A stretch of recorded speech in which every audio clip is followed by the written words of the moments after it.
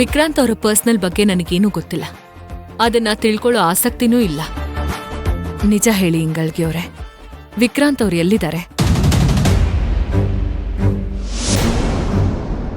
Madam, ನಿನ್ನೆ ರಾತ್ರಿ ಏನ್ ನಡೀತು ಅನ್ನೋದು ನಿಮ್ಗೆಷ್ಟು ಗೊತ್ತಿದೆಯೋ ನನಗೂ ಅಷ್ಟೇ ಗೊತ್ತಿರೋದು ಮೇಡಮ್.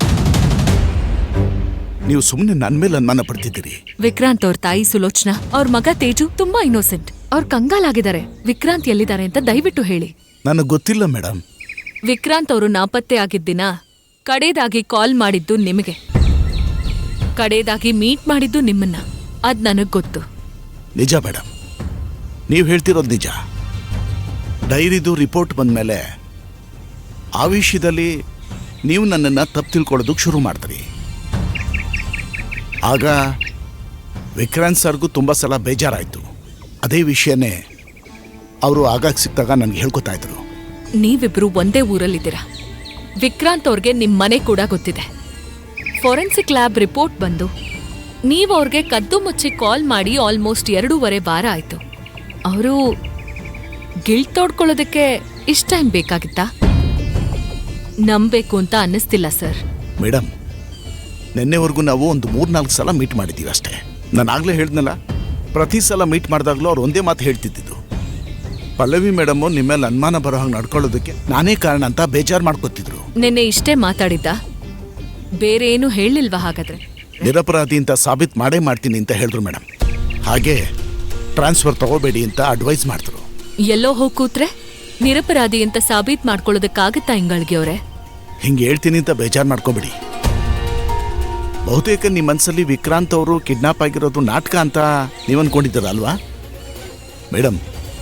ನಾನು ಅವ್ರ ನಿಯತ್ತು ಪ್ರಾಮಾಣಿಕತೆನ ಬಹಳ ಹತ್ತಿರದಿಂದ ನೋಡ್ತೀನಿ ಮೇಡಮ್. ಆ ವ್ಯಕ್ತಿಗೆ ಅನ್ಯಾಯ ಆಗಬಾರ್ದು, ಮೋಸ ಆಗಬಾರ್ದು ಅಂತಾನೆ ಸಪೋರ್ಟ್ ಮಾಡ್ತೀನಿ ಹೊರತು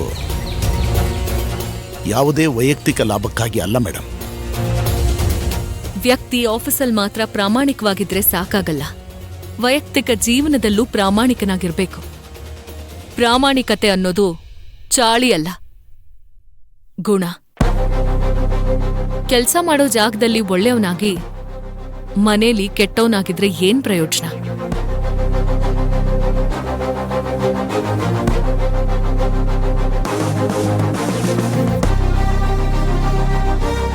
ಒಂದಲ್ಲ ಒಂದಿನ ಅದು ಕೆಲ್ಸದ ಮೇಲೂ ಪ್ರಭಾವ ಬೀರುತ್ತೆ. ವಿಕ್ರಾಂತ್ ಅವರು ಕೆಲ್ಸದ ವಿಷಯದಲ್ಲಿ ಪ್ರಾಮಾಣಿಕರು ಅಂತ ಎಲ್ರೂ ಹೇಳ್ತಾರೆ. ಆದ್ರೆ ಹೆಂಡ್ತಿನ ಕೊಲೆ ಮಾಡಿರೋ ಆರೋಪ ಇದೆ. ಬೇಲ್ ಮೇಲೆ ಹೊರಗಡೆ ಬಂದಿದ್ದಾರೆ. ಹೇಗ್ರಿ ನಂಬೇಕು? ನಂಬಿಕೆ ಬರಲ್ಲ ಮೇಡಮ್. ವಿಕ್ರಾಂತ್ ಸರ್ ಮೇಲೆ ನಿಮಗೆ ನಂಬಿಕೆ ಬರೋ ಹಾಗಾಗ್ಲಿ ಅಂತ ನಾನು ದೇವರಲ್ಲಿ ಪ್ರಾರ್ಥಿಸ್ತೀನಿ. ನಂಬಿಕೆ ಅನ್ನೋದು ಹೊರಗಡೆಯಿಂದ ಬರೋದಲ್ಲ, ಅದು ಒಳಗಡೆಯಿಂದ ಬರಬೇಕು. ಡಿಪಾರ್ಟ್ಮೆಂಟ್ ಅವರು ಎಲ್ಲಾ ಕಡೆಯಿಂದ ಕೆಲಸ ಮಾಡ್ತಿದ್ದಾರೆ. ಇಷ್ಟರಲ್ಲೇ ಎಲ್ಲಾ ವಿಷಯಗಳು ಗೊತ್ತಾಗತ್ತೆ. ಆಗ ನಾನ್ ನಿಮಗೆ ಪ್ರಾಮಾಣಿಕತೆ ಅನ್ನೋದ್ರ ಅರ್ಥ ಏನು ಅಂತ ತಿಳಿಸ್ತೀನಿ. ಈಗ ವಿಕ್ರಾಂತ್ ಅವರು ಎಲ್ಲಿದ್ದಾರೆ ಅಂತ ಪತ್ತೆ ಮಾಡಿಸ್ತೀನಿ.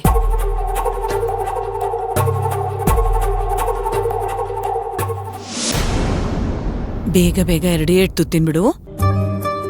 ಗುಡ್ ಬೈ ಅಲ್ವಾ? ಕೂತ್ಕೋ, ಇಲ್ಲೇ ಇರು. ನನಗ್ ಬೇಡ ಅಜ್ಜಿ, ನಂಗೆ ಹೊಟ್ಟೆ ತುಂಬೈತೆ. ಹೊಟ್ಟೆ ತುಂಬಿದೆ ಅಂದ್ರೆ ಹೇಗೋ ತೇಜು? ಕೋಳಿ ಕೆದಕ್ದಂಗೆ ಇಷ್ಟಿಷ್ಟೇ ತಿಂತೀಯ. ಇಷ್ಟಿಷ್ಟೇ ತಿಂದು ಹುಷಾರ್ ತಪ್ಪಿದ್ರೆ ನಾನ್ ಏನ್ ಮಾಡೋದು? ನಾಳೆ ನಿಮ್ಮಪ್ಪ ಬಂದು ನನ್ ಮಗನ್ಗೆ ಏನಾಯ್ತು ಅಂತ ಕೇಳಿದ್ರೆ ನಾನ್ ಏನ್ ಹೇಳಿ? ಅಪ್ಪ ಬದ್ಲೆ ಆಮೇಲೆ ಊಟ ತಿಂತೀನಿ. ಅಪ್ಪನ್ ನೋಡಿ ಹೇಳ್ತೀನಿ, ಆಯ್ತು?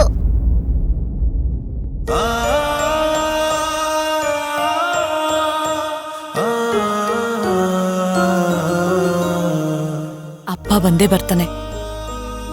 ಅವನ್ ನಿನಗ ಅಪ್ಪ ಆದ್ರೆ ನನಗೆ ಮಗ ಕಣೋ.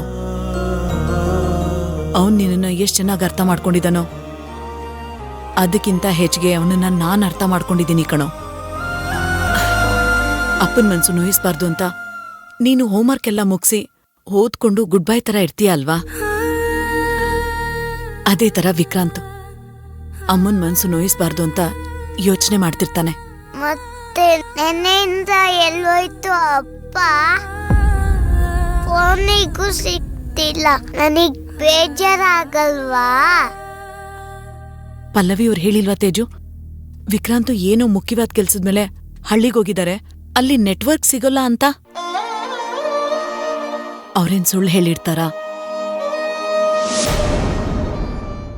ಎಲ್ಲಿ ನೆಟ್ವರ್ಕ್ ಸಿಗುತ್ತೋ ಅಲ್ಲಿಗ್ ಬಂದು ಫೋನ್ ಮಾಡ್ಬೋದಲ್ವಾ? ಅಪ್ಪನ್ನ ನಾನ್ ಬಿಟ್ಟಿರಲ್ಲ ಅಂತ ಗೊತ್ತಿಲ್ವಾ? ನೋಡ್ತೇಜು, ಇದನ್ನೆಲ್ಲ ನಿಮ್ಮಪ್ಪ ಬಂದ್ಮೇಲೆ ಕೇಳು. ಈಗ ಊಟ ಮಾಡು. ಅವನು ಕೆಲ್ಸ ಅಂತಂದ್ರೆ ಹಾಗೆ ಕಣೋ, ಕೆಲ್ಸದಲ್ಲಿ ಮುಳುಗೋಗಿರ್ತಾನೆ. ನಿನ್ ಗುಡ್ ಬೈ ಅಲ್ವಾ? ನನ್ ಮಾತ್ ಕೇಳು, ಈಗ ಊಟ ಮಾಡು. ನೋಡು, ಈಗ ನೀನ್ ಊಟ ಮಾಡಿಲ್ಲ ಅಂದ್ರೆ ನಾನು ಮಾಡಲ್ಲ.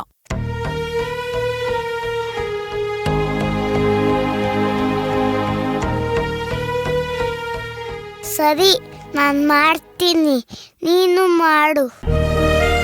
Good bye. ಈಗ ನೀನ್ ತಿನ್ನು, ನಾನು ಆಮೇಲೆ ತಿಂತೀನಿ. ಬಾ, ಆ ಮಾಡು. ಗುಡ್.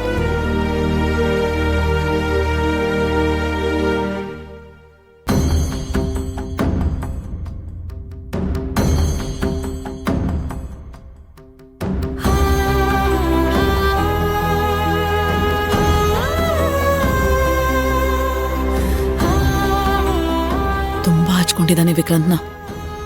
ಅವನ ಮೇಲೆ ತುಂಬಾ ಡಿಪೆಂಡ್ ಆಗಿದ್ದಾನೆ ತೇಜು. ಎಲ್ಲಿದ್ಯಾ ವಿಕ್ರಾಂತ್? ತೇಜು ತುಂಬಾ ಮಿಸ್ ಮಾಡ್ಕೋತಿದ್ದಾನೆ. ಮಾಡು, ಇನ್ನೊಂದೆರಡು ತುತ್ತು.